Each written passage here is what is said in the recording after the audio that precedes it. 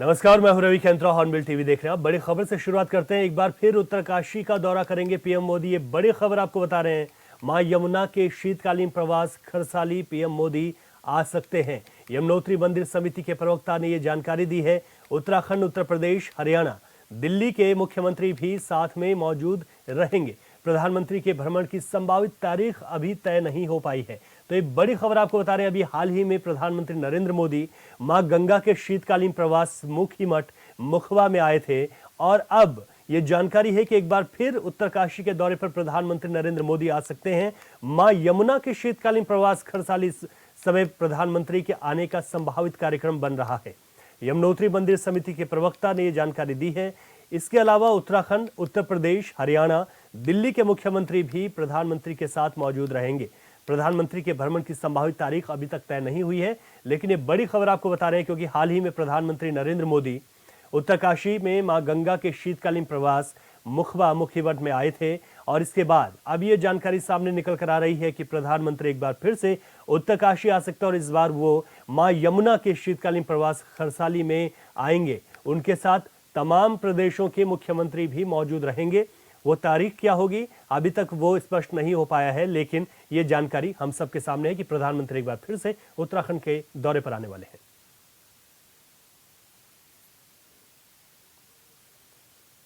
अधिक जानकारी के साथ हमारे संवाददाता दीपक नौटियाल फोन लाइन पर इस वक्त हमारे साथ हैं। दीपक, प्रधानमंत्री के दौरे को लेकर और क्या जानकारी मिल पा रही है? कब ये संभावित दौरा हो सकता है? जी रवि, बिल्कुल आपको बता दूं कि प्रधानमंत्री नरेंद्र मोदी जो है मां यमुना के जो शीतकालीन प्रवास है वहाँ पे जो है यहाँ पे आने का जिनका दौरा प्रस्तावित हुआ, क्योंकि मेरी अभी मंदिर जो समिति के जो लोग हैं उनसे मेरी बात हुई थी, तो उन लोगों का कहना है कि मां यमुना का जो उत्सव होता है, यमुना उत्सव, उस समय जो है प्रधानमंत्री नरेंद्र मोदी की जो है यमुनोत्री धाम में आने की जो है संभावना है, जिसके लिए जो है मंदिर समिति जो है तैयारियों में लग गई है। संभवतः ये डेट जो है 18 से 20 के बीच में हो सकती है। अच्छा, इसको लेकर और क्या तैयारियां दीपक आप देखते हैं? जिस तरीके से ये सूचना सामने आई और ये भी कहा जा रहा है कि इस बार तो उनके साथ कई जो अन्य राज्य हैं उनके मुख्यमंत्री भी मौजूद रह सकते हैं, तो ऐसे में क्या आप देख रहे हैं कि वहां पर प्रशासन की ओर से तैयारियां शुरू कर दी गई हैं या इसको लेकर कवायद शुरू हो गई है? जी बिल्कुल, क्योंकि जो मंदिर समिति के जो सचिव है उनसे मेरी आज सुबह जब फोन पे बात हुई थी, उन्होंने ये कहा था कि प्रधानमंत्री नरेंद्र मोदी जो है का जो दौरा यहाँ पे जो प्रस्तावित है और जिसकी जो है 70% संभावना ये है कि प्रधानमंत्री नरेंद्र मोदी जो है मां यमुना के जो है शीतकालीन प्रवास में जो है आएंगे। साथ ही में जो दिल्ली, हरियाणा एवं जो उत्तर प्रदेश के मुख्यमंत्री भी वो भी साथ में रहेंगे, जिसके लिए जो है मंदिर प्रशासन के लोग हैं वो जो है तैयारियों में लग गए, क्योंकि प्रत्येक साल जो है यहाँ पे जो है यमुना महोत्सव का आयोजन किया जाता है। और जो प्रधानमंत्री नरेंद्र मोदी इस समय जो गंगोत्री धाम में की जो शीतकालीन प्रवास है वहाँ पे आए थे और अब जो है जो मां यमुना का जो शीतकालीन प्रवास है वहाँ पे जो है उनके जो आने की जो है प्रबल संभावना है। जी बिल्कुल, ये बहुत महत्वपूर्ण हो जाता है दीपक। ये भी अपने आप में एक ऐतिहासिक होगा कि देश के प्रधानमंत्री जहां पहले मां गंगा के शीतकालीन प्रवास मुखीमठ में पहुंचे, तो वहीं अगर खरसाली आते हैं तो ये भी अपने आप में इतिहास होगा। बहुत शुक्रिया आपका जानकारी के लिए दीपक, नजर बनाए रखिएगा। आगे बढ़ते सीएम धामी दिल्ली दौरे पर हैं, जहां उन्होंने अंतर्राष्ट्रीय महिला दिवस के मौके पर डायरेक्ट सेलिंग महिला उद्यमिता शिखर सम्मेलन 2025 में शिरकत की। सम्मेलन में मौजूद लोगों ने सीएम धामी का खुले दिल से स्वागत किया है। इस दौरान सीएम धामी ने भी सभी का अभिनंदन स्वीकार कर डायरेक्ट सेलिंग महिला उद्यमिता को लेकर अपने विचार रखे।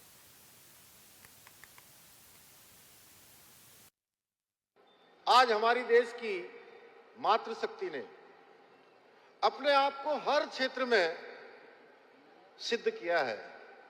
अपने परिश्रम से, अपने कौशल से आज मातृशक्ति हर क्षेत्र में आगे बढ़ चढ़कर काम कर रही है।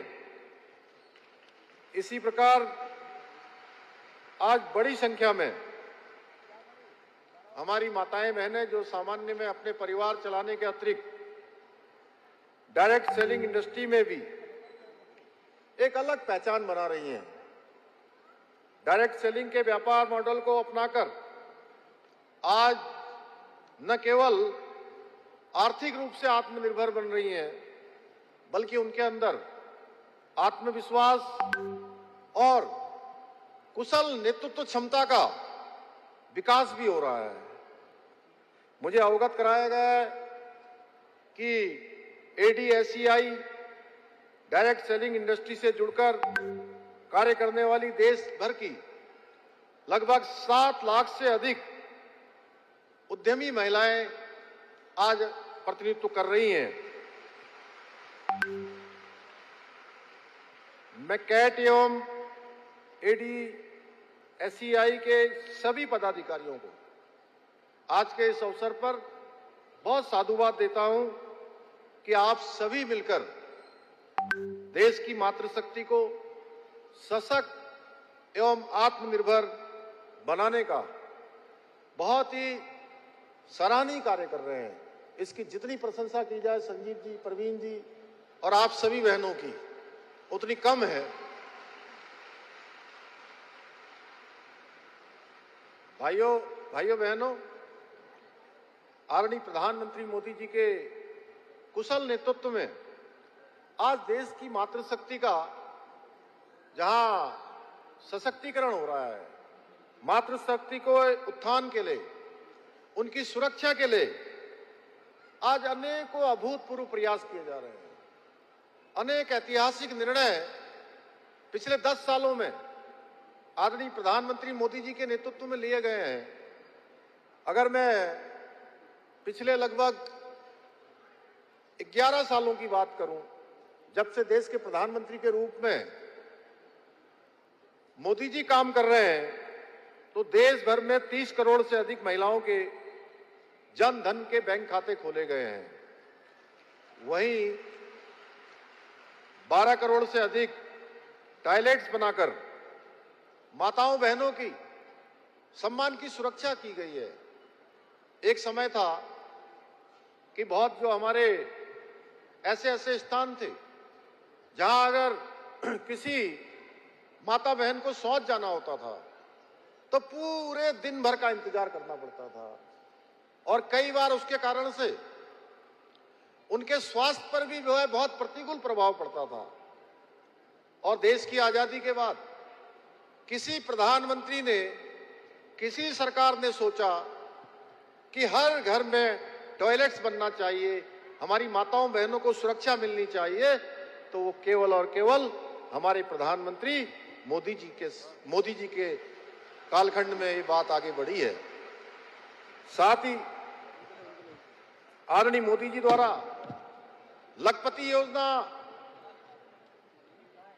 लखपति दीदी योजना के माध्यम से 1 करोड़ से अधिक महिलाओं को लखपति दीदी बनाने का संकल्प पूरा करने के साथ साथ 30 करोड़ से अधिक महिलाओं को मुद्रा लोन योजना के अंतर्गत लोन देकर सशक्त एवं आत्मनिर्भर और उनको रोजगार से जोड़ने का काम किया जा रहा है। इतना ही नहीं, आप सबको पता है मोदी जी के दूसरे कार्यकाल में भारत की संसद में बिल लाकर, कानून पास कर लोकसभा एवं विधानसभा में महिलाओं को आने वाले समय में 33% का आरक्षण प्रदेश की विधानसभाओं में और देश की लोकसभा में सुनिश्चित करने का काम भी प्रधानमंत्री आदरणीय मोदी जी के नेतृत्व में हुआ है। इसी क्रम में अभी संजीव जी कह रहे थे, मैं देवभूमि उत्तराखंड से आता हूं और देवभूमि उत्तराखंड में हमने जो देश की आजादी के बाद देवभूमि उत्तराखंड को देश का पहला राज्य होने का गौरव प्राप्त हो गया, जहां भारत के संविधान के अनुच्छेद 44 में जिस समान नागरिक संहिता का प्रावधान किया गया, बाबा साहब अंबेडकर समेत सारे संविधान बनाने वाले लोगों ने जो संविधान में प्रावधान किया कि देश में रहने वाले सब लोगों के लिए एक समान कानून होना चाहिए, मातृशक्ति के उत्थान और उनकी सुरक्षा की चिंता होनी चाहिए। तो मैं अपनी बहनों से कहना चाहता हूं कि देवभूमि उत्तराखंड देश का पहला राज्य बन गया है जहां देश की 50% आबादी, इस 50% आबादी का 100% का कानून बनाने का काम देवभूमि उत्तराखंड में संपन्न हो गया है। 27 जनवरी से उत्तराखंड में समान नागरिक संहिता का कानून लागू हो गया है। उत्तराखंड में सहकारिता के चुनाव होने हैं, जिसको लेकर मामला हाईकोर्ट गया था, जिस पर हाईकोर्ट ने चुनाव कराने के आदेश सरकार को दे दिए हैं। इसको लेकर पार्टियों में आपस में मतभेद हो रहे हैं। ऐसे में आपस में ही पार्टी की अंतर्कलह दिखाई दे रही है। इसी को लेकर उत्तराखंड बीजेपी के विधायक विनोद चमोली ने कहा, चुनाव के समय सबके अपने अपने इंटरेस्ट होते हैं, वो पार्टी के अंदर और बाहर सब जगह होते हैं। सभी चुनाव में इस तरह की स्थिति देखने को मिलती है, लेकिन अब जब चुनाव आता है सभी को समझा बुझा लिया जाता है। देखिए, जब भी हम चुनाव की बात करते हैं तो ये मान के चलिए कि लोगों के इंटरेस्ट क्लैश होते हैं, वो चाहे विद इन द पार्टी हो, चाहे आउटसाइड पार्टी हो, या with in the different parties हो, तो कहीं ना कहीं क्लैश होते हैं। तो वहाँ पर इस तरह की बातें आती हैं। अब न्यायालय ने आदेश दिए हैं, न्यायालय के आदेशों पर नए सिरे सब चुनाव होंगे। तो जब स्थितियाँ चुनाव की आ जाएंगी, उसके बाद सबको समझा बुझा कर एक ट्रैक पे ले आया जाएगा। और जब तक लोगों के नाम तय नहीं होते तब तक ये कसमकस हमेशा ही चलती है। ये कोई भी चुनाव हो, सभी में चलते, चाहे वो लोकल बॉडीज के हों, एमएलए के हों, एमपीज के हों, तो कंटेस्टेंट्स रहते हैं विद इन द पार्टी और आउटसाइड द पार्टी। तो सब आपस में खिंचाव तो रहता ही है, लेकिन बाद में पार्टी जब निर्णय लेती है, पार्टी सब चीज़ों को समेट के फिर एक दिशा में चलती है। तो मैं समझता हूँ तब तक ठीक हो जाएगा। उत्तराखंड में हाल ही में आई इस आर्थिक सर्वेक्षण की रिपोर्ट के अनुसार कुपोषित बच्चों की संख्या में अचानक इजाफा हुआ। वर्तमान में कुपोषित बच्चों की संख्या 8,374 है, जबकि ज्यादा कुपोषित बच्चों की संख्या 2,983 पहुंच गई है। इसको लेकर कांग्रेस ने सरकार पर सवाल खड़े किए। कांग्रेस प्रदेश प्रवक्ता शिशपाल बिष्ट का कहना है कि यह बहुत गंभीर मामला है। कांग्रेस लगातार कह रही है कि राज्य सरकार भ्रष्टाचार के अखंड दलदल में डूबी हुई है और इस बार जो कैब और आर्थिक सर्वेक्षण की रिपोर्ट आई, दोनों ही रिपोर्ट ने सरकार के भ्रष्टाचार को उजागर करने का काम किया। उन्होंने कहा कि 450 करोड़ से ज्यादा पैसा खर्च करने के बाद भी अगर कुपोषित बच्चों की संख्या नहीं घट रही है तो ये पैसा कहां जा रहा है। कहीं ना कहीं गुणवत्ता के साथ बड़ा खेल हो रहा है। बहुत गंभीर मामला है। कांग्रेस पार्टी लगातार कह रही कि राज्य सरकार भ्रष्टाचार के अखंड दलदल में डूबी हुई है, और इस बार जब कैग की रिपोर्ट आई, आर्थिक सर्वेक्षण की रिपोर्ट आई, तो दोनों रिपोर्टों ने सरकार के भ्रष्टाचार की पोल खोलने का काम किया। आप देखिए कि कुपोषित बच्चों के पौष्टिक आहार का पैसा बजट बढ़ाने के बावजूद भी कुपोषित बच्चों की संख्या बढ़ रही है। इसका मतलब वो पैसा भ्रष्टाचार की भेंट चढ़ रहा है। 450 करोड़ से ज्यादा पैसा खर्चने के बाद अगर कुपोषित बच्चों की संख्या नहीं घट रही है तो ये पैसा जा कहाँ रहा है। इसका मतलब कि गुणवत्ता वाला पौष्टिक आहार दिया ही नहीं जा रहा है। कहीं ना कहीं जो है गुणवत्ता के साथ बड़ा खेल हो रहा है, और इस पूरी मिली भगत में कौन कौन लोग शामिल हैं इसका खुलासा होना चाहिए। जब तक इसकी जांच नहीं होती, भ्रष्टाचारियों के चेहरे सामने नहीं आते, तो निश्चित तौर पर जो है सरकार के दामन पर जो दाग लगे हैं वो नहीं धुलेंगे। अब सरकार को तय करना है कि वो भ्रष्टाचार की जांच करवाती है या केवल लीपापोती करके काम चलाती है। देहरादून में सीएम के निर्देश पर डीएम सविन बंसल शहर की यातायात व्यवस्था को सुधार लाने के लिए निरंतर प्रयासरत हैं, जिसके लिए शहर में पार्किंग और यातायात प्रबंधन के लिए निरंतर कोशिशें की जा रही हैं। वहीं डीएम और एसएसपी के शहर भ्रमण के बाद सड़क सुधार, यातायात प्रबंधन और बाजारों में जनमानस की सुरक्षा को देखते हुए लगातार सुधारात्मक कार्य चल रहे हैं। बता दें कि आईएसबीटी में आने जाने के लिए 2 गेट होने के बाद भी एक गेट से ही बसों का संचालन किया जा रहा था, लेकिन अब ऋषिकेश, हरिद्वार, कोटद्वार, गढ़वाल और कुमाऊं के क्षेत्रों में जाने वाले वाहन का निकास और प्रवेश गेट 2 के कट से होगा, जबकि सहारनपुर, दिल्ली जाने वाले वाहनों का निकास गेट 1 के कट से किया जाएगा।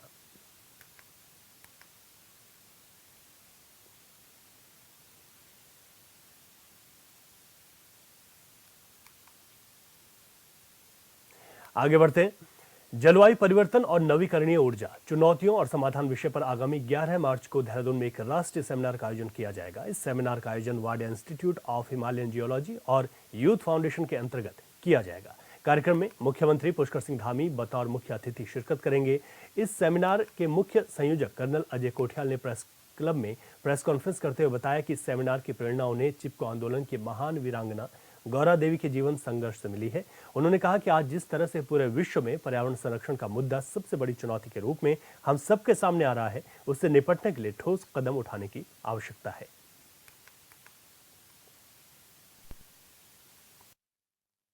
उत्तराखंड के जो मुख्यमंत्री हैं, उनके सेक्रेटेरिएट के तहत मिनिस्ट्री ऑफ अर्थ साइंस के सुपरविजन में यूथ फाउंडेशन और वाडिया इंस्टीट्यूट मिलकर के एक सेमिनार कर रहा है जो कि पर्यावरण से संबंधित है, जिसमें कि हम 2 मुद्दे डिस्कस कर रहे हैं और उसके बाद उनको आगे लेकर के चलेंगे। पहला है हमारे उत्तराखंड में जो जंगलों में आग लग रही है, उस आग के बचाव के तरीके, उसमें किस प्रकार से विभिन्न विभागों को इस्तेमाल करके हम इसको रोकने का एक प्रयास कर सकते हैं। और दूसरा है रिन्यूएबल एनर्जी, जो कि आज कार्बन फुटप्रिंटिंग हमारी धरती को जो चैलेंज दे रही है सर्वाइवल के लिए, हमारे जो युवा हैं, बच्चे हैं, अगले भविष्य उनके लिए, उसको कैसे कम करने के लिए हम रिन्यूएबल एनर्जी पर ज़्यादा फोकस कर सकें। और साथ में रिन्यूएबल एनर्जी का हिस्सा जिसे जियोथर्मल एनर्जी बोलते हैं, उसको कैसे हम उत्तराखंड से शुरुआत करके और हिमालय के बाकी राज्यों में भी लेकर के जा सकें। इसमें हमने कुछ प्रैक्टिकल एग्जाम्पल करने शुरू कर दिए हैं। अभी नवीन प्रशाली और वाडिया की एक टीम, अपने इंद्रपाल कोहली जी, ये पिथौरागढ़ के सबसे दुरुस्त गांव, उस गांव का नाम है डर, उस गांव में जाकर के जियोथर्मल एनर्जी का एक नया स्रोत देख करके आए हैं। अब इनको कैसे हमने प्रैक्टिकली ज़मीन पे अमल करना है, किन किन अधिकारियों की ज़रूरत पड़ेगी, डिपार्टमेंट्स की ज़रूरत पड़ेगी और किस प्रकार से लोगों में जागरूकता ला सकें, उसके लिए हमारा 11 मार्च को एक सेमिनार है वाडिया इंस्टीट्यूट में, सुबह 9:30 बजे से और 1:30 बजे तक। सरकारी जमीनों पर अवैध कब्जों का सिलसिला थमने का नाम नहीं ले रहा। ताज़ा मामला हरिद्वार के सुमन नगर इलाके का है, जहां सिंचाई विभाग की जमीन पर बनी एक अवैध मजार को लेकर विवाद खड़ा हो गया। सूत्रों के मुताबिक सिंचाई विभाग ने कई महीनों पहले इस अवैध निर्माण को लेकर नोटिस जारी किया था, लेकिन अब तक कोई ठोस कार्रवाई नहीं की गई है, जिस पर हिंदू संगठनों का कहना है कि सरकारी भूमि पर अवैध कब्जे लगातार बढ़ रहे हैं, लेकिन प्रशासन की तरफ से कार्रवाई करने में लापरवाही बढ़ती जा रही है। इसी मुद्दे को लेकर एसडीएम ने बताया कि अवैध मजार के मामले की जानकारी मिलने के बाद ही सिंचाई विभाग को जरूरी रिपोर्ट तैयार करने के निर्देश दिए गए हैं। साथ ही उन्होंने स्पष्ट किया है कि अगर इस मजार के वैध दस्तावेज नहीं मिले तो जल्द ही कार्रवाई की जाएगी। आपका? मेरा नाम पंकज धनगर, जिला संयोजक हिंदू जागरण युवा हरिद्वार जी। ये अवैध रूप से मजार बनाई गई है और इसके बारे में पहले भी नोटिस दिया गया था और पहले भी इसका विरोध हुआ था और अभी भी और इसका विरोध चल रहा है। अगर यदि इसमें कार्रवाई नहीं होती, उचित कार्रवाई नहीं होती है, तो इसका हिंदू जागरण मंच पूर्ण रूप से विरोध करेगा।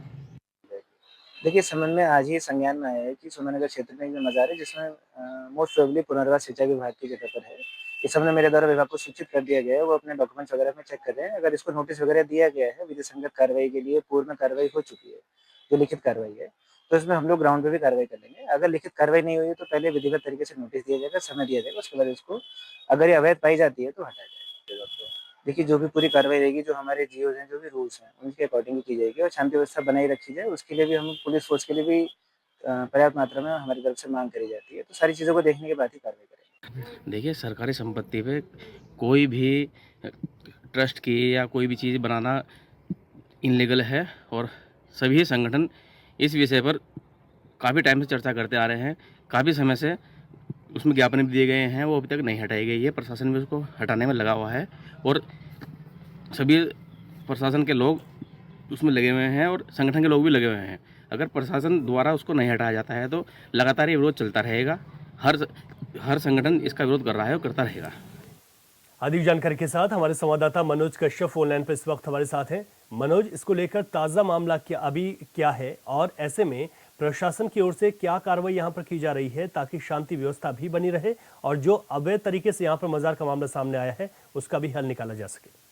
बिल्कुल, देखिए, उत्तराखंड के मुख्यमंत्री पुष्कर सिंह धामी ने अपने बयान में एक बात को साफ किया था। उन्होंने कहा था कि उत्तराखंड के अंदर जहां भी सरकारी भूमि पर किसी भी तरह का कोई अवैध कब्जा होगा और उसको हटाया जाएगा। हालांकि उत्तराखंड के साथ साथ हरिद्वार में से भी कई अवैध कब्जे हटाए गए थे, जहां पर मजार बनाई गई थी, उनको तोड़ा भी गया था। लेकिन अब एक ताजा मामला निकलकर सामने आया है जो हरिद्वार की सुमन नगर कॉलोनी का है, जहाँ देखा जा सकता है कि जो सिंचाई विभाग की जमीन है उस पर एक मजार लंबे समय से बनाई गई है। हालांकि बीते दिनों जब ये अतिक्रमण हटाने का काम किया जा रहा था, उस समय उसको एक नोटिस भी दिया गया था, लेकिन अभी तक इससे कोई कार्रवाई नहीं की गई है, जिसको लेकर जो हिंदू संगठन के नेता है वो अब सामने आने लगे। उनका साफ रूप से कहना है कि अगर इसको जल्द नहीं हटाया जाएगा तो यहाँ पे जो है एक बड़ा आंदोलन भी किया जाएगा, क्योंकि हमने देखे कि लगातार भी अब कुंभ मेले की भी बैठक होने लगी है। हरिद्वार में कुंभ मेले की चर्चा भी तेज हो गई है। यहाँ पे कुंभ मेला होने जा रहा है, तो उससे पहले तमाम जो यहाँ से सिंचाई विभाग हो या फिर वन विभाग की जो जमीनें हैं उनको यहाँ पे जो अतिक्रमण है उनको अतिक्रमण मुक्त कराना, जिसको लेकर हिंदू संगठन भी अब कहीं ना कहीं सामने आने लगे। यहाँ पे जो हरिद्वार के उप जिलाधिकारी है उनके द्वारा भी कहा गया है कि सबसे पहले इसके तमाम जो डॉक्यूमेंट है उसकी जांच की जाएगी और जांच में अगर ये अवैध पाया जाता है तो उसको यहाँ से हटाया जाएगा। जी ठीक है मनोज, आप नजर बनाए रखिएगा। शुक्रिया आपका अपडेट्स के लिए। आगे बढ़ते हैं। विकासनगर में बीते दिनों अवैध मदरसों पर हुई ताबड़तोड़ एक्शन के बाद अब आग बबूला हुए विशेष समुदाय के लोगों ने जिला प्रशासन और धामी सरकार के खिलाफ मोर्चा खोल दिया है, जिसके चलते देहरादून से विकासनगर तक भारी संख्या में इकट्ठा हुए लोगों ने प्रशासन और सरकार के खिलाफ जमकर नारेबाजी की। साथ ही सरकार और प्रशासन को कार्रवाई रोकने के लिए उग्र आंदोलन की चेतावनी भी दी है और अपनी मांगों से संबंधित ज्ञापन तहसीलदार प्रशासन को सौंपा है। मुद्दा ये है, 1 तारीख को और 3 तारीख को ढकरानी, नवाबगढ़ इन क्षेत्रों में पछुआ दून के अंदर हमारे मदरसे और एक मस्जिद सील की गई। हम प्रशासन से ये पूछने आए थे कि किस कारण से हमारे मदरसे और मस्जिद सील की गई, जबकि हमारे इस पछुआ दून में 34 मदरसे हैं, जिनमें से लगभग 10-11 ही मदरसे हैं जो हिंदी तालीम भी दे रहे हैं। बाकी के जो मदरसे हैं वो मकतबे हैं। मकतबों का मतलब होता है कि उन बच्चों का एडमिशन हिंदी तालीम के स्कूलों में होता है और वो सिर्फ वहां पे धार्मिक शिक्षा लेने जाते हैं। और क्या बोलते हैं कि मदरसा बोर्ड की तरफ से ये उसमें एक रूल है कि जो मकतबे होते हैं उनको मान्यता लेने की जरूरत नहीं है। तो जब ना बात मान्यता की है ना उनके किसी अवैध गतिविधि की है, तो किस कारण से सील किया गया, हमें ये जवाब प्रशासन से लेने आए थे और हमने ज्ञापन दिया है। यही हमारी मांगे थी कि तुरंत तत्काल से उन जिन मदरसों को और मस्जिद को सील किया गया है उनको खोला जाए और उसके बाद अगर कोई उसमें ऐसी कोई गतिविधि गलत है तो हमें बताया जाए, उसके नोटिस दिया जाए, उसके बाद कानूनी कार्रवाई की जाए। रमजान का पाक महीना शुरू होते ही जो है उप जिलाधिकारी महोदय द्वारा जो है बिना नोटिस दिए मदरसों पर कार्यवाही करने का काम शुरू कर दिया गया, जिसके संबंध में मुस्लिम सेवा संगठन सिटी मजिस्ट्रेट महोदय से मिले। सिटी मजिस्ट्रेट महोदय द्वारा आश्वासन दिया गया कि भाई पूरे रमजान के महीने जो है कोई भी कार्यवाही मदरसों के ऊपर और मस्जिदों के ऊपर नहीं होगी। हम लोग आश्वासन लेके घर बैठ गए, लेकिन उप जिलाधिकारी महोदय कार्यवाही से नहीं रुके। हम सिटी मजिस्ट्रेट साहब से और माननीय जिलाधिकारी महोदय से पूछना चाहते हैं, यदि आपके आदेश के निकलने के बाद भी उप जिलाधिकारी महोदय ने आपका कहना नहीं माना तो भैया मानेंगे किसका। दूसरी बात, मुस्लिम सेवा संगठन ये आह्वान करता है यहाँ से कि अगर इस कानूनी कार्रवाई को यहीं ना रोका गया और बिना नोटिस दिए कानूनी कार्रवाई करते। अधिक जानकारी के साथ हमारे संवाददाता इलम सिंह चौहान फोन लाइन पर हमारे साथ हैं। इलम, जो यहाँ पर एक समुदाय कह रहा है, ज्ञापन सौंपकर इस बात को कह रहा है कि हम जो यहाँ पर कार्रवाई हो रही है उसके बारे में स्पष्टीकरण चाहते हैं, प्रशासन का इस पर क्या कुछ कहना है और ये मामला किस तरीके से तूल पकड़ता हुआ भी नजर आ रहा है?